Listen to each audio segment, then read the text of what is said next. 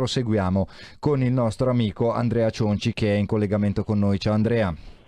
Buonasera Marco, buonasera agli ascoltatori, grazie.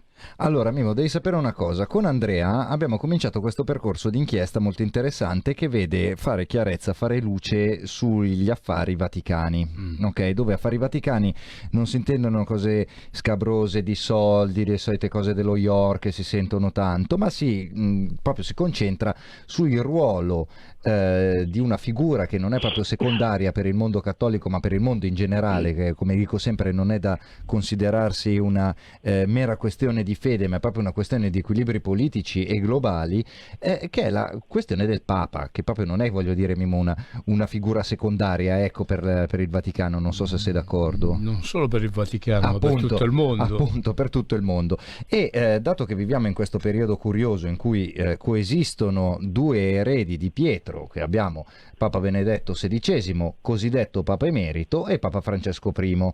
Ok, grazie ad Andrea abbiamo capito che con la sua inchiesta che prosegue e va avanti, che di fatto Benedetto XVI al secolo Joseph Ratzinger di fatto non ha mai abdicato, addirittura non esistono dei documenti ufficiali che attestino questa sua abdicazione, bensì si ritira in sede impedita, un luogo formale e non solo, molto particolare, in cui appunto una sorta di autoesilio in cui il Papa si ritira. Perché? Perché di fatto va a rinunciare alla carica amministrativa, quello che viene definito in diritto canonico il ministerium, proprio perché, per tutta una serie di ragioni, si intuisce, ecco, dall'inchiesta di Andrea, perché è impossibilitato a realizzare quello che vorrebbe. Perché? Perché di fatto è sotto attacco da una fronda abbastanza numerosa, abbastanza cospicua e con degli appoggi direi interessanti interna al Vaticano, una fronda di cardinali modernisti, alcuni dei quali si sono autodefiniti la mafia di San Gallo, che appunto hanno un'idea così eccessivamente modernista, secondo invece i tradizionalisti, della Chiesa Cattolica. E insomma, con Andrea stiamo vedendo questo.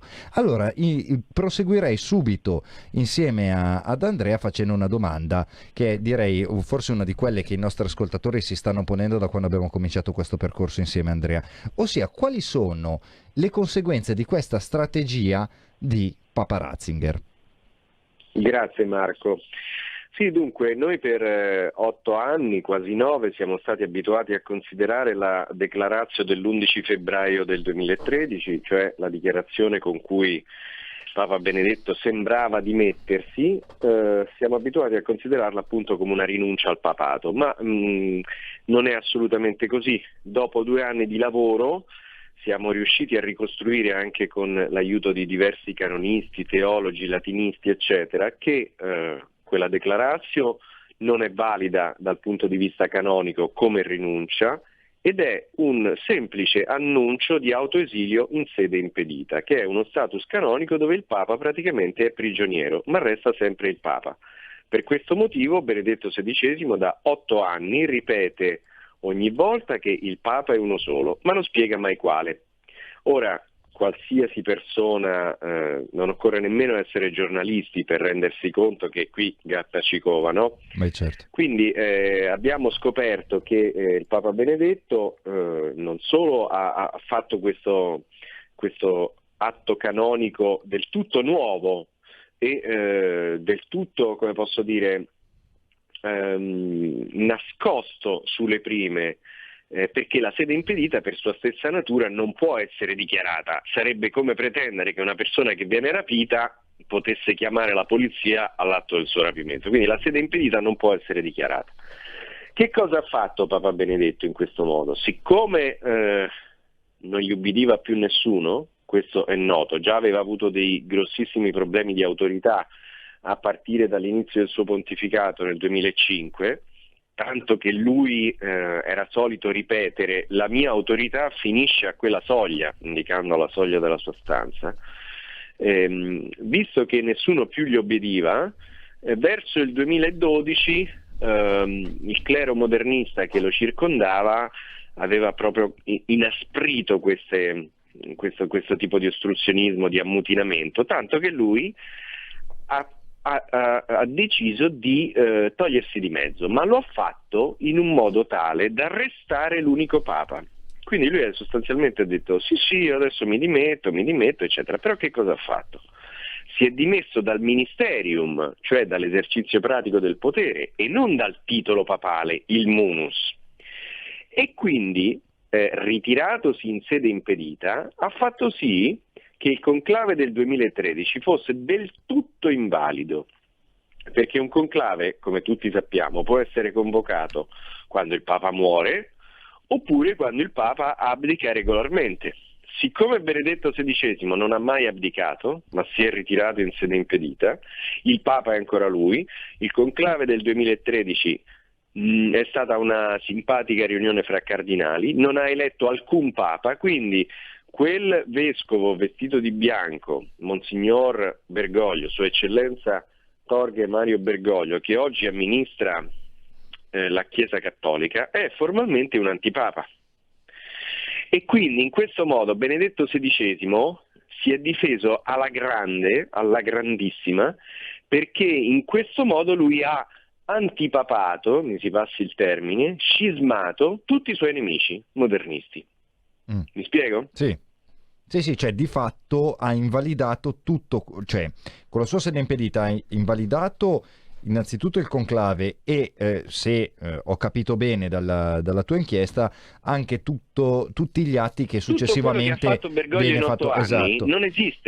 Non esiste, tutto quello che ha fatto Bergoglio in 8 anni non è valido, perché lui non è il Papa, è antipapa. Perché? Perché Benedetto non ha mai abdicato, per questo motivo qua. Io lo so che è una cosa scioccante, però non è che l'ho fatta io questa cosa qua, non è che l'ho scritta io la declarazio, cioè cercate di capirmi. Io non ho nessun interesse personale contro Bergoglio, a favore di Benedetto, io faccio il giornalista, ci sono delle cose patenti, Benedetto XVI da 8 anni ripete che il Papa è uno solo, la situazione canonica è stata confermata da diversi canonisti, è un piano che lui stesso conferma in decine e decine di messaggi che io, come sapete, ho battezzato codice Ratzinger. Perché? Perché lui, essendo in sede impedita, non può comunicare liberamente, quindi è costretto a far capire questa situazione con delle frasi indirette, delle anfibologie, cioè delle espressioni che possono avere due significati diversi. Faccio un esempio: quando lui dice sì, ma io ho validamente rinunciato al mio ministero. Certo, ma quale dei due ministero? Il ministero munus o il ministero ministerium? Perché se hai rinunciato al ministero ministerium e dici che il Papa è uno, sì, certo, è evidente che il Papa sei tu. Certo, vai quasi a permettere confermare di dare del tu al Santo Padre. Certo, ma in questo caso, nell'ipotesi appunto della tua inchiesta, vai a confermare anzi la santità e il ruolo del papato proprio nel momento stesso in cui tu vai a dire che hai rinunciato al ministerium. Certo, ma questa cosa non l'ho questa no, cosa certo. che hai detto tu non la dico io, l'ha detta il filosofo Giorgio Agamben, che è il più importante filosofo italiano attualmente, che ha detto proprio questo, cioè Papa Benedetto ha potenziato il papato, non lo ha affatto ridotto a essere una carica amministrativa, per cui come un vescovo può andare in pensione, diventa emerito, tant'è che il papato emerito non esiste. Perché lui si definisce Papa emerito? Mi pare che lo abbiamo già l'avevamo già la volta affrontato, scorsa, esatto. Ma lo riproduco, lo ripeto brevemente. Papa emerito è un aggettivo qualificativo, non è uno status canonico, perché siccome ci sono due papi, di cui uno vero e uno falso, il emerito viene dal verbo latino emereo, cioè colui che ha diritto di rivestire quella carica, colui che merita di essere il Papa. Per questo è il Papa emerito, perché fra i due papi è quello emerito, cioè quello che merita, che ha diritto di essere Papa. È il Papa vero, ma è un aggettivo qualificativo, non è uno status giuridico, tant'è che adesso i canonisti bergogliani si stanno arrabattando per cercare di trovare una giurisprudenza per questo papato emerito che non è mai esistito.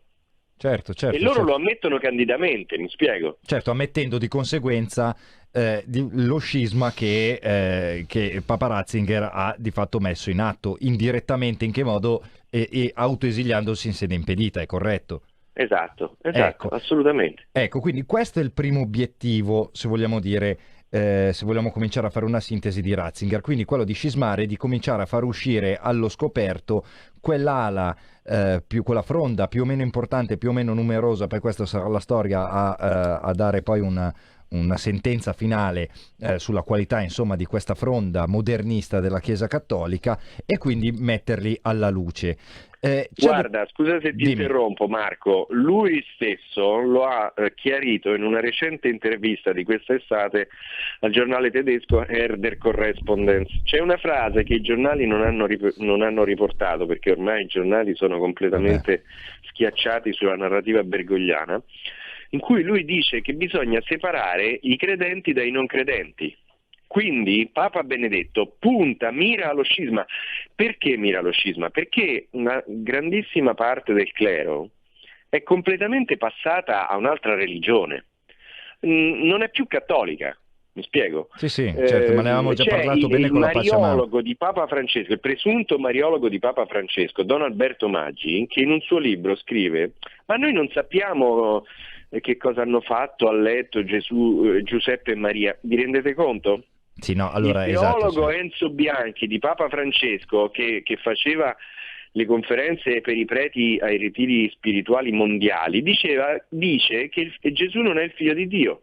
Allora, con tutto il rispetto per queste opinioni personali, eccetera, però questo non è il cattolicesimo, è un'altra religione. Ecco. Quindi fatevi un'altra religione per conto vostro, ma senza prendere per il naso 1.285.000.000 di cattolici. Ecco, hai fatto bene a mettere questo accento, perché un conto se è l'opinione mia, di Marco Castelli, tua di Andrea Cionci, di Mimmo Magnetta, io posso anche spergiurare, posso anche dire che, guardate, a me, come gli ascoltatori sanno, sinceramente ho un'ammirazione spasmodica per il Mos Maiorum, sono uno dei pochi, dei pochi non proprio, però insomma, che credono ancora di accendere i fuochi durante il solstizio d'inverno, e ti dico che per me, non so, sarebbe da dibattere su tutta una serie di cose, però un conto è il ruolo da bar o da non aderente alla Chiesa Cattolica, o anche da cattolico, se vogliamo, dubitante. È un conto se sei invece il Papa, il mariologo ufficiale del Papa, cioè il ruolo in questo caso direi che è importante.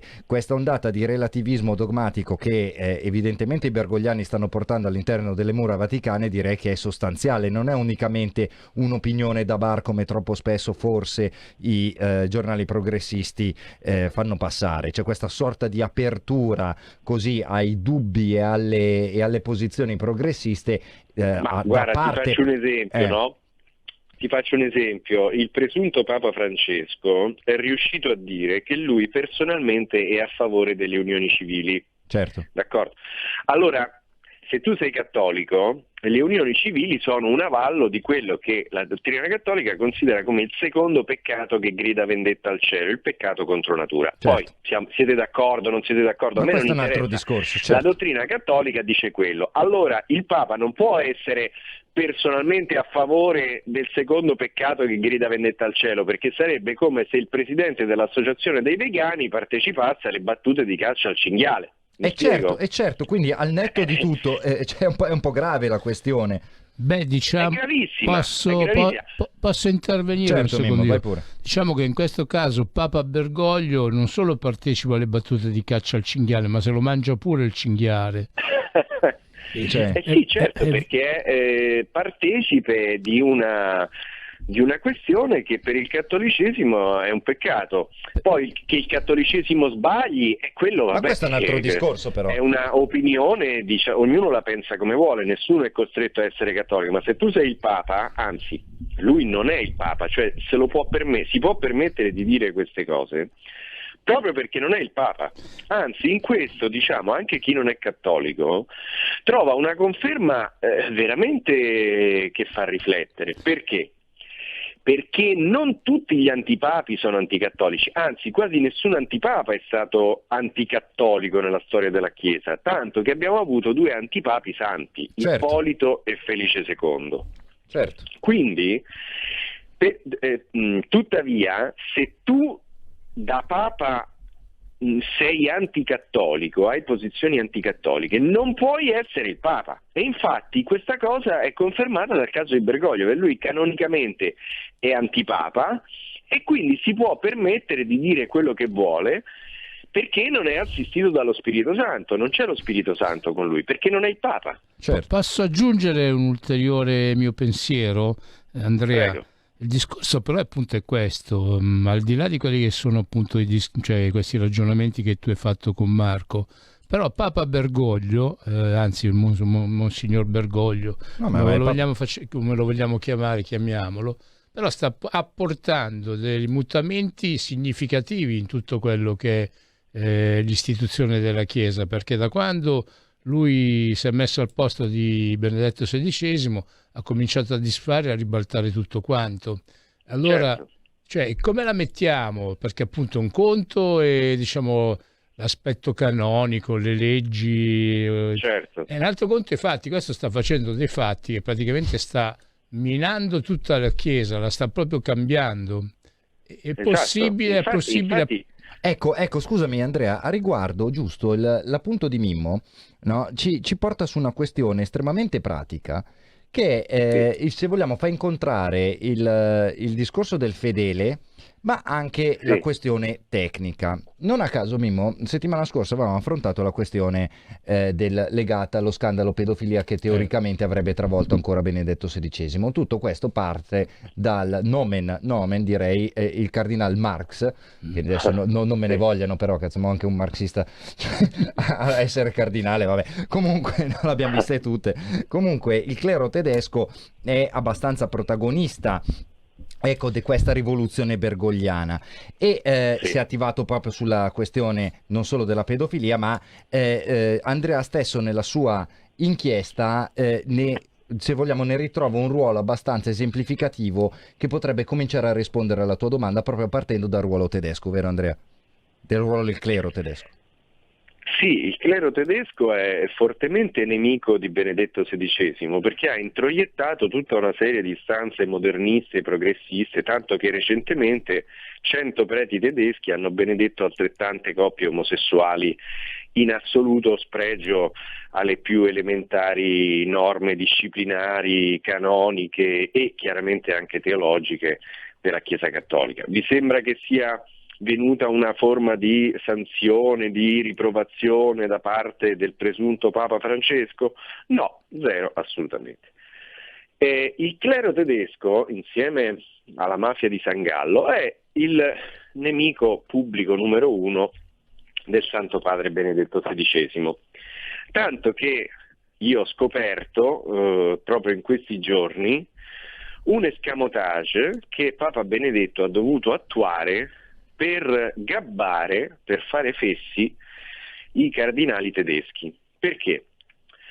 Come abbiamo detto prima, per il diritto canonico il Papa per abdicare deve rinunciare al munus. Sì. Se invece rinuncia al ministerium va in sede impedita.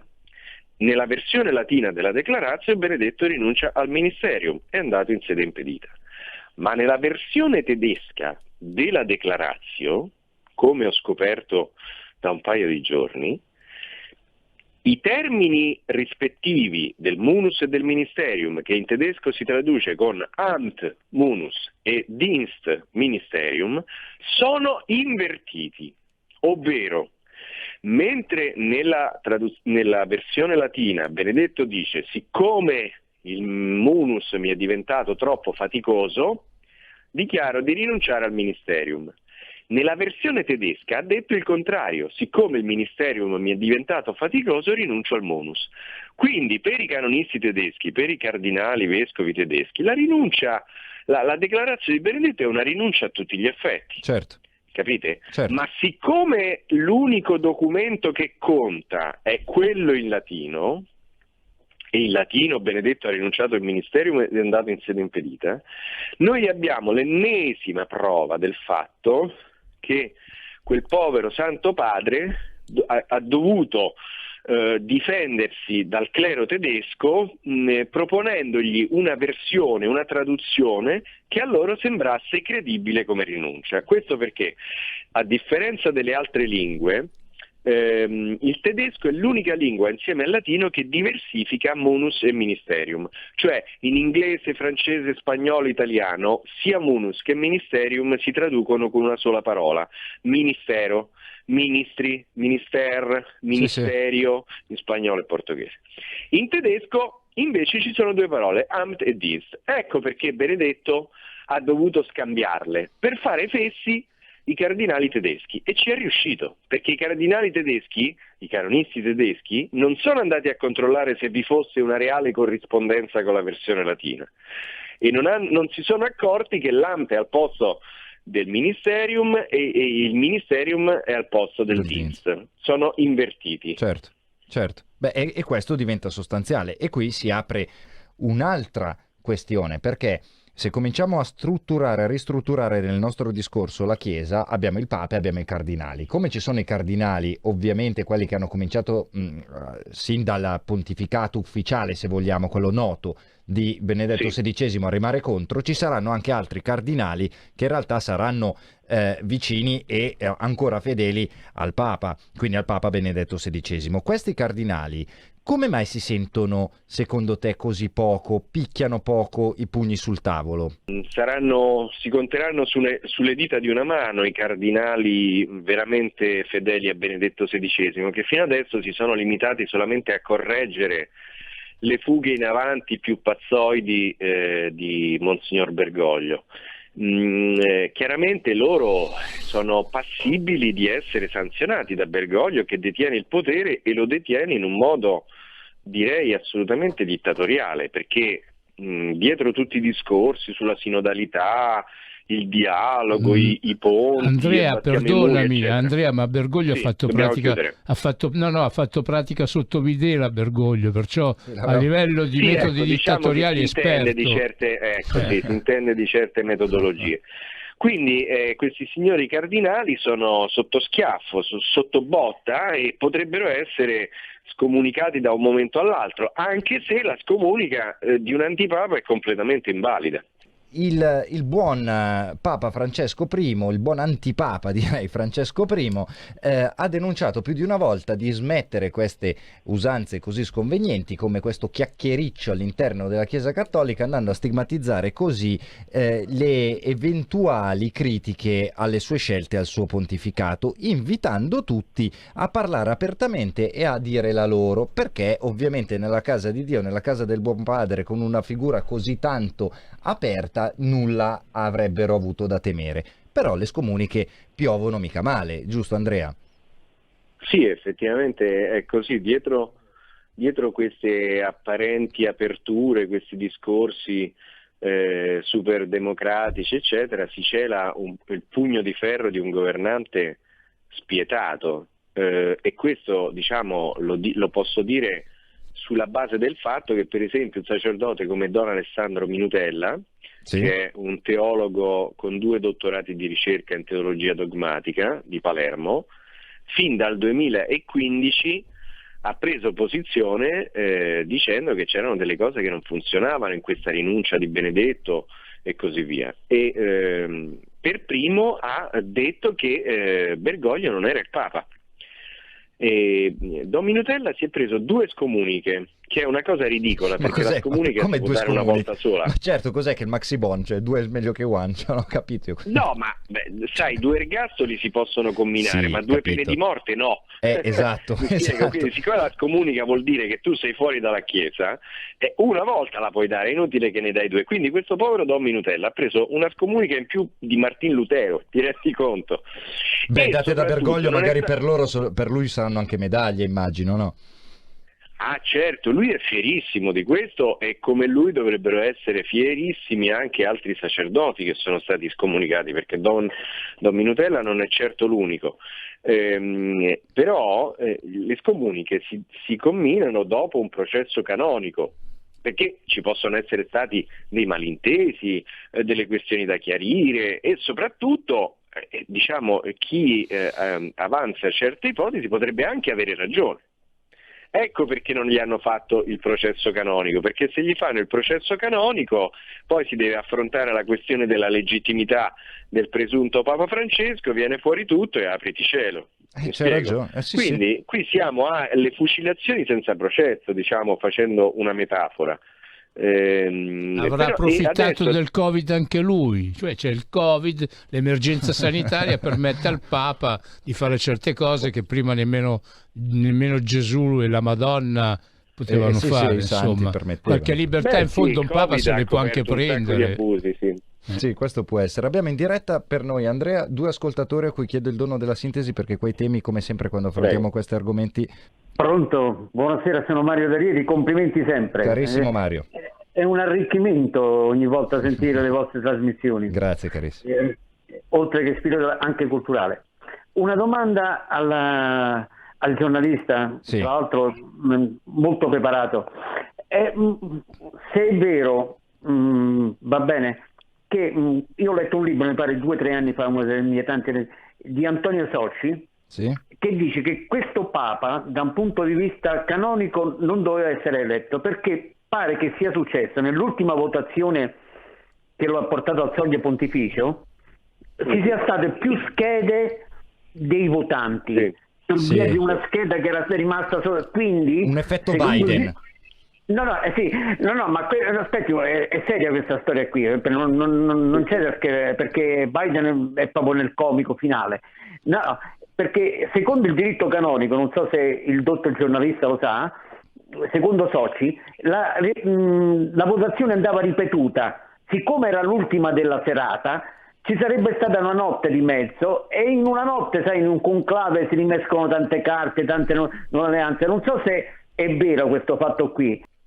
Sì, ma sicuramente la questione sollevata dal collega Socci, che va ricordato, è stato il primo a sollevare nel 2014 dubbi sulla rinuncia di Benedetto XVI.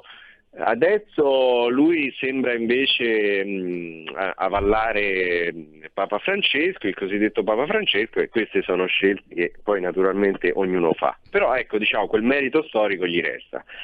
Il fatto importante però, al di là della questione delle votazioni, che sicuramente è un problema, ci sarebbe anche per esempio un altro problema, cioè il fatto che il conclave, lo pseudo conclave, fosse stato convocato troppo presto rispetto a quello che aveva ordinato Benedetto XVI con un motu proprio chiamato normas non nullas. Ma tutte queste questioni sono del tutto accessorie, del tutto laterali, del tutto secondarie rispetto al fatto che il conclave proprio non doveva essere convocato. Certo. Cioè stiamo parlando del niente, perché non possiamo convocare un conclave se il Papa non ha abdicato e se non è morto. Mi spiego? Quindi tutte le considerazioni che sono state fatte dopo, anche circa il fatto che Bergoglio sia eretico, che sia scomunicato, sono tutte questioni accessorie che vengono dopo. Il conclave del 2013 è nullo perché il Papa vero non aveva abdicato, ma si era autoesiliato in sede impedita, quindi parliamo del niente. Ecco, e da qua però arriviamo alla domanda anche dell'ottimo amico Paolo da Gorizia, che abbiamo visto il chiacchiericcio democratico, e poi la domanda appunto di Paolo da Gorizia, che dice: sì, però signori, se adesso mettiamola così, il conclave appunto è invalido, è stato eletto comunque sia Papa Francesco I, alla morte di uno dei 2 soggetti, che cosa succede? Perché qui abbiamo morte di Ratzinger, scusa un secondo, morte di Bergoglio, e poi attenzione, perché c'è un unicum, Mimmo e cari amici che ci ascoltate, ossia che Papa Francesco dice già, il suo erede dice che dovrebbe essere un Giovanni XXIV, se non sbaglio, e la cosa insomma è abbastanza curiosa, ecco, che un Papa parli già del suo erede dandogli già un titolo, mi sembra già strano. Ma gli ha dato anche il nome? Sì, non so, io poi gli ha dato anche il codice fiscale, adesso non so. Dici pure, Andrea. Allora, la domanda è molto intelligente e molto pertinente. Gli scenari sono i seguenti. Se adesso muore Papa Benedetto XVI, la sede è vacante. Ora, bisogna capire se alla morte di Benedetto XVI viene fuori qualcosa su questa sede impedita o se i cardinali si decideranno a fare luce su questa rinuncia. Se muore Bergoglio, il rischio è che si vada a un altro conclave con 70 cardinali invalidi nominati dall'antipapa Francesco, che non sono cardinali, e che quindi eleggeranno un altro antipapa. Ok? Cioè, se tutto dovesse proseguire così senza traumi, muore Bergoglio o abdica Bergoglio, si dimette, si va a un nuovo conclave e si elegge un altro antipapa e ricomincia la giostra. E infatti Bergoglio, unico fra i papi, e anche fra gli antipapi, si è permesso di fare il nome del suo successore, che è una cosa assurda, perché se il successore di un papa viene eletto con l'ausilio dello Spirito Santo, come fai tu a dire chi sarà eletto, come si chiamerà? Mi spiego. Perché sceglie il nome di Giovanni XXIV? Per un motivo molto semplice, perché un Giovanni XXIII fu un antipapa medievale che si chiamava Baldassarre Cossa, quindi antipapa, e l'altro Giovanni XXIII che tutti conoscete era il Papa Roncalli, sì, che convocò il Concilio Vaticano II, praticamente l'inizio del disastro per la Chiesa Cattolica, perché nel Concilio Vaticano II vinse la fazione modernista e quindi l'assalto dei modernisti è cominciato proprio durante il Concilio Vaticano II. L'opera di demolizione della fede cattolica tradizionale è cominciata nel 62, cosa di cui, diciamo, il golpe bergogliano rappresenta la naturale, sì, la naturale conclusione, d'accordo? Sì, e concretizzazione. Quindi, scusami, direi. e concludo. Certo. La cosa importante adesso è che sta a voi ascoltatori, a voi colleghi giornalisti delle radio, delle TV, dei giornali, è portare l'opinione pubblica a una maturazione, per cui quando ci sarà la morte di uno dei due, l'uscita di scena di uno dei due, l'opinione pubblica sia pronta. Certo. Sia pronta, perché ci dovrà essere un combattimento, naturalmente metaforico, per realizzare uno scisma, perché è esattamente quello che è necessario, cioè la Chiesa non si può più permettere di tenere nel suo alveo un clero che è passato a un'altra religione. Ecco, a riguardo Incaldo una domanda giusto per te, per andare in chiusura, ma abbiamo altri due amici che vogliono farti delle domande in collegamento con noi, a cui chiedo come sempre il dono della sintesi, quindi sotto quel primo, pronto, chi parla? Pronto, Mauro da Reggio Emilia. Ciao Mauro caro. Vedi, ecco, mi spiego il fatto che io già nell'altra trasmissione ti ho detto che nel 2016 la conferenza episcopale tedesca ha modificato il dogma dell'Immacolata Concezione, riportandolo a quello che era il testo biblico, cioè una ragazza partorirà che è profezia di da Isaia, che è il primo. Per cui ecco perché è spiegato la conferenza episcopale, quindi il clero tedesco è contro Benedetto XVI. E un'altra cosa, Benedetto XVI conserva ancora l'anello del pescatore, perché Francesco so che ce l'ha d'argento e d'argento non è mai stato fatto, quello d'oro è quello che ha Benedetto, lo conserva ancora, grazie. Grazie, l'altro amico, pronto, chi parla? Ciao, sono Marco da Mantova. Carissimo. Io sarò telegrafico perché io dico questa cosa che sicuramente voi sapete già, ma molti ascoltatori magari no. Quello che sta succedendo, io l'ho letto in un libro che magari sarà anche pure complottista, però si tratta di 7 segreti di Epifanius, un librone da quasi 1000 pagine che tra le varie cose racconta che i 4 pilastri che dovranno portare il mondo verso diciamo il nuovo ordine, c'è anche la Chiesa, quindi le massonerie alla massoneria hanno scelto di contagiare non soltanto il potere legislativo, la scuola, i media, cioè il giornalismo, ma anche la Chiesa, per creare un mondo senza più differenze e più facile da gestire. Tutto qua. Ciao, grazie. Grazie mille Marco. Allora, prima di andare all'ultima domanda che appunto di oggi ti volevo fare, in effetti la domanda di Mauro da Reggio è interessante, si collega con un altro dettaglio che tu ci avevi già dato nel primo episodio che abbiamo fatto insieme, Andrea. Cioè l'anello del pescatore, dice Mauro, e io aggiungerei non è stato neanche spezzato il sigillo papale di Benedetto XVI. La tradizione vuole che l'anello piscatorio venga spezzato con un martello d'argento e uno scalpello alla morte del Papa o alla sua eventuale abdicazione. L'anello, tuttavia, questa tradizione è stata interrotta già al tempo di Giovanni Paolo II e il suo anello è stato portato in un santuario, mi pare, della Polonia, adesso non mi ricordo bene, però non mi pare che sia stato spezzato, e io credo perché già ai tempi di Giovanni Paolo II avevano cercato di modificare questi segni, questi gesti plateali che sancivano in modo inequivocabile la rinuncia di un Papa, perché, come ho già scritto sulle pagine di Libero, questa scomposizione tra munus e ministerium dell'incarico papale risale al 1983, quindi io ho ottime ragioni per supporre che questo piano anti-usurpazione fosse stato preparato già da tempo dal cardinale Ratzinger e dal Papa Giovanni Paolo II. Venendo all'anello piscatorio di Benedetto XVI, non è stato spezzato, ma è stato biffato, cioè è stato graffiato, è stato segnato con un'incisione, diciamo, a sfregio, così. Cosa che potrebbe evocare anche il fatto, appunto, che il papato sia stato sfregiato dall'insulto, dall'offesa di un golpe e di un antipapato.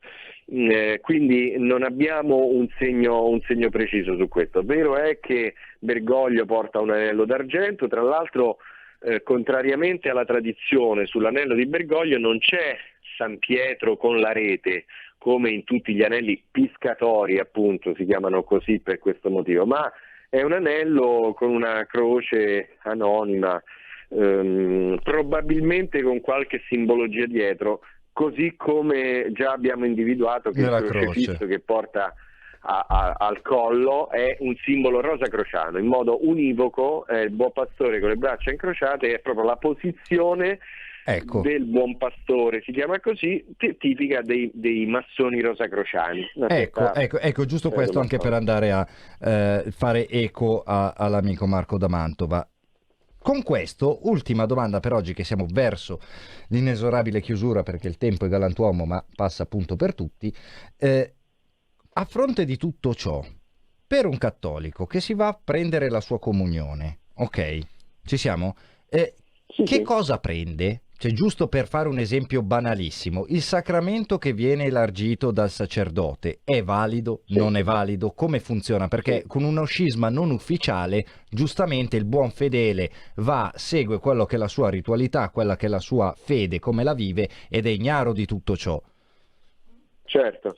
Questa è la cosiddetta questione dell'una cum, così è stata battezzata da Don Alessandro Minutella, ed effettivamente è un'espressione efficace, perché nella formula della messa, della consacrazione, si dice che appunto si invoca lo Spirito Santo per consacrare questi doni in comunione con il nostro Papa e servo tuo Francesco o Benedetto. Quindi l'unione col Papa è fondamentale.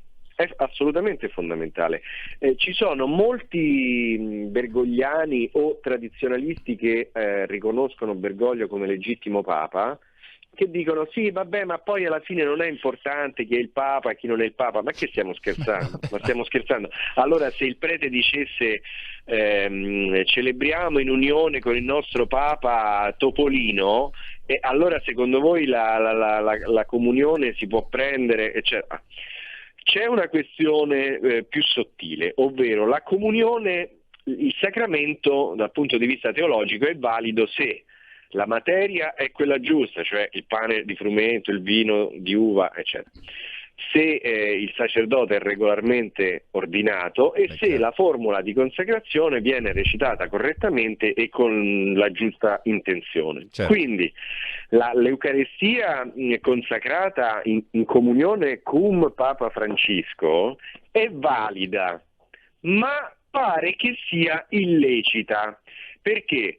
Perché San Tommaso d'Aquino diceva peccat quicunque audit missa mereticorum, cioè commette peccato chi va alla messa con gli eretici.